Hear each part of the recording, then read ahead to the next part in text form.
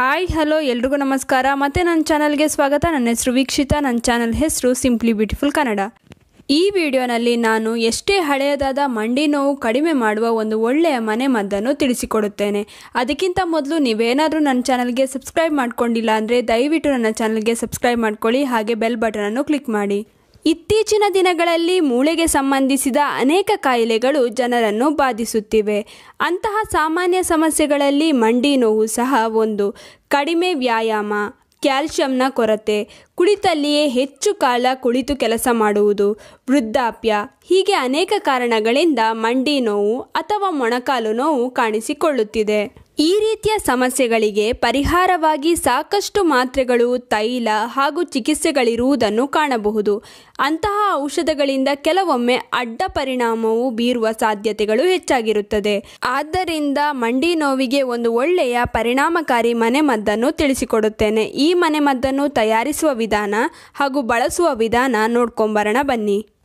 ಒಂದು ಮಿಕ್ಸಿ ಜಾರಿಗೆ 2 ಚಮಚದಷ್ಟು ಮೆಂತ್ಯ ಕಾಳನ್ನು ಹಾಕಿ, ಇದಕ್ಕೆ 1.5 ಚಮಚದಷ್ಟು ಜೀರಿಗೆ ಕಾಳುಗಳನ್ನು ಹಾಕಿ, ಹಾಗೆ ಅರ್ಧ ಚಮಚದಷ್ಟು ಕಾಳು ಮೆಣಸನ್ನು ಹಾಕಿ ಎಲ್ಲವನ್ನು ಚೆನ್ನಾಗಿ ಪುಡಿ ಮಾಡ್ಕೊಳ್ಳಿ. ಈ ಪುಡಿಯನ್ನು ಒಂದು ಏರ್ಟೈಟ್ ಬಾಕ್ಸಿಗೆ ಹಾಕಿ ಶೇಖರಿಸಿ ಇಟ್ಕೊಳ್ಳಿ.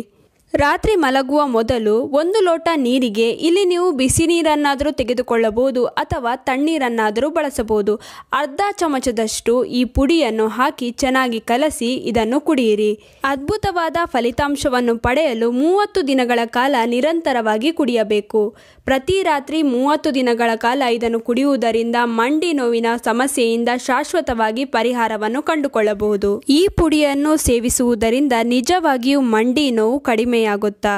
ಮಂಡಿ ನೋವು ನಿವಾರಕ ಪುಡಿಯಲ್ಲಿ ಆಯುರ್ವೇದ ಔಷಧಿಯ ಗುಣವನ್ನು ಹೊಂದಿರುವ ನೈಸರ್ಗಿಕ ಉತ್ಪನ್ನಗಳನ್ನು ಬಳಸಲಾಗಿದೆ. ಇವುಗಳಲ್ಲಿ ಕಬ್ಬಿಣ, ಕ್ಯಾಲ್ಸಿಯಂ ಹಾಗೂ ಅಧಿಕ ಪೋಷಕಾಂಶದ ಗುಣಗಳು ಇರುವುದರಿಂದ ಇದೊಂದು ಅದ್ಭುತವಾದ ಔಷಧಿ ಎಂದೇ ಹೇಳಬಹುದು.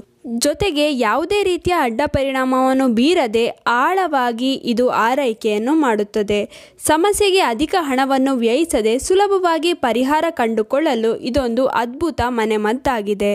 ನಾನು ಹೇಳಿದ ರೀತಿಯಲ್ಲೇ ಬಳಸಿದರೆ ಮಂಡಿ ನೋವಿನಿಂದ ಶಾಶ್ವತವಾದ ಪರಿಹಾರವನ್ನು ಕಂಡುಕೊಳ್ಳಬಹುದು. ಇನ್ನು ಈ ವಿಡಿಯೋ ನಿಮ್ಗೆಲ್ರಿಗೂ ಇಷ್ಟ ಆಗಿರುತ್ತೆ ಅಂತ ಅಂದ್ಕೊಂಡಿದ್ದೀನಿ. ಹೇಗೆ ಅನ್ನಿಸ್ತು ಅಂತ ಕಮೆಂಟ್ ಸೆಕ್ಷನಲ್ಲಿ ತಿಳಿಸೋದನ್ನ ಮರಿಬೇಡಿ. ಆದಷ್ಟು ಈ ವಿಡಿಯೋನ ನಿಮ್ಮ ಫ್ರೆಂಡ್ಸ್ ಹಾಗೂ ಫ್ಯಾಮಿಲಿ ಜೊತೆ ಶೇರ್ ಮಾಡ್ಕೊಳ್ಳಿ, ಹಾಗೆ ಲೈಕ್ ಮಾಡಿ. ಹೀಗೆ ಪ್ರೋತ್ಸಾಹ ಕೊಡ್ತಾ ಇರಿ. ಪ್ರೋತ್ಸಾಹ ಕೊಡ್ತಿರೋ ನಿಮ್ಗೆಲ್ರಿಗೂ ತುಂಬಾ ಥ್ಯಾಂಕ್ ಯು.